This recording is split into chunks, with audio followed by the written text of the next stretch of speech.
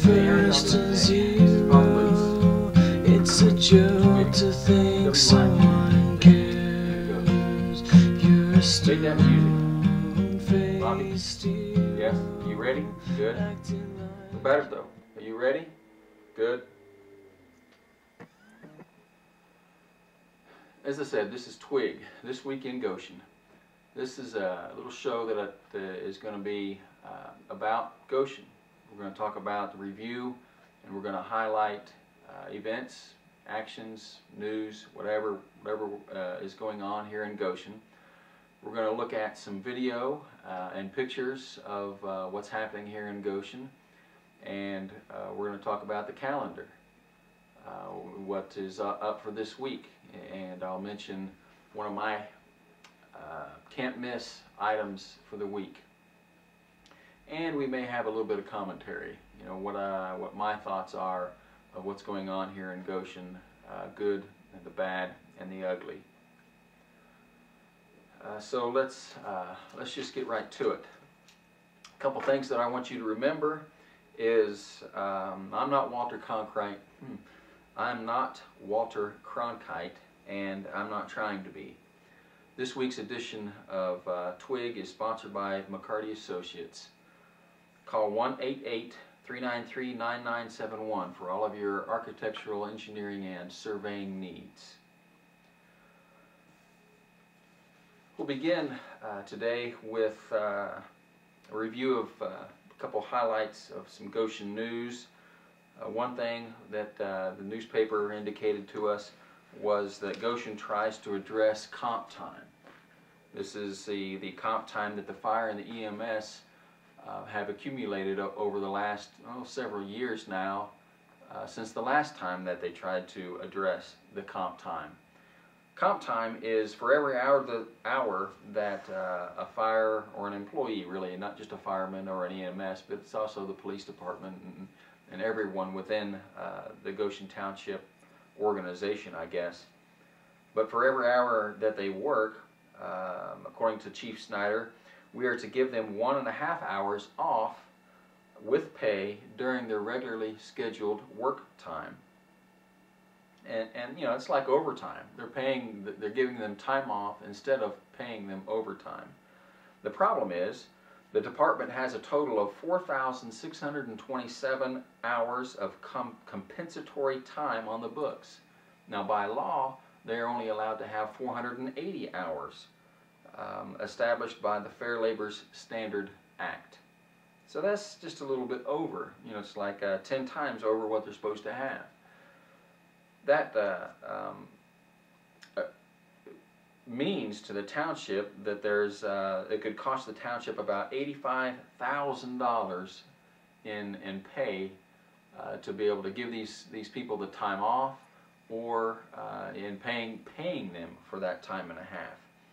Chief Steve Pegram said that they want to begin a process of paying them down over the course of several years. And what they tried to do at the last township meeting was approve a $33,000 payout for the firefighters to begin paying this $85,000 down.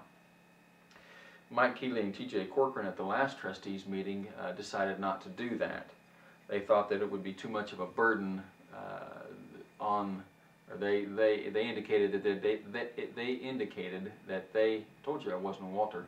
They indicated that they wanted to allow the new trustees to make that decision on how and when and how much and whatever to be able when to pay them back.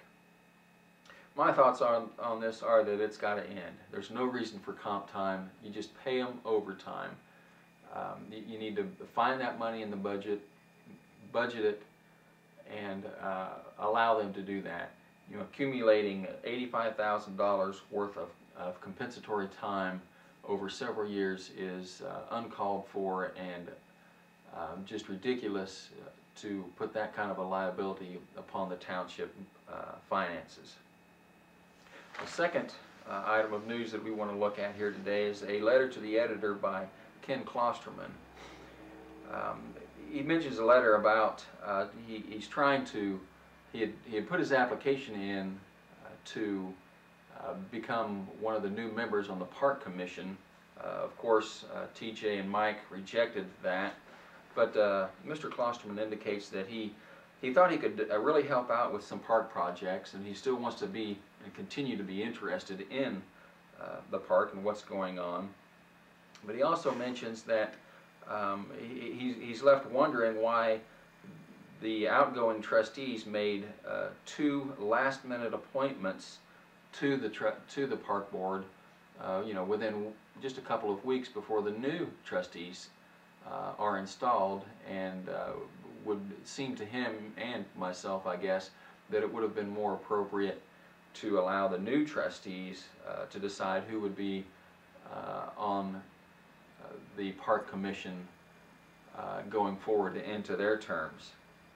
As you may remember, it was just a couple of weeks ago that the trustees, TJ and Mike, gave 2-year contracts with 6-month severance pay agreements to Kathy Alley and Lou Etheridge.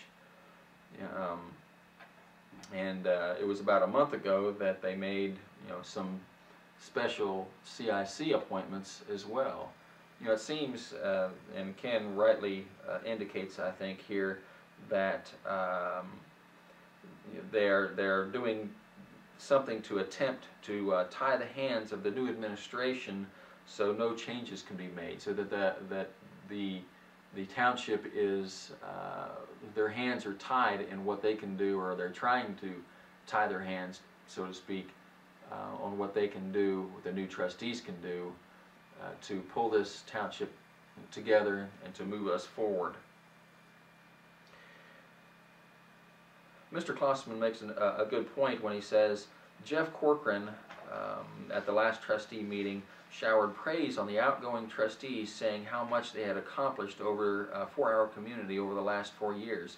Yet if all that he stated were true, Ken goes on to say, then why did they not get reelected? Especially when you think of all the endorsements that TJ got. Why wasn't he elected?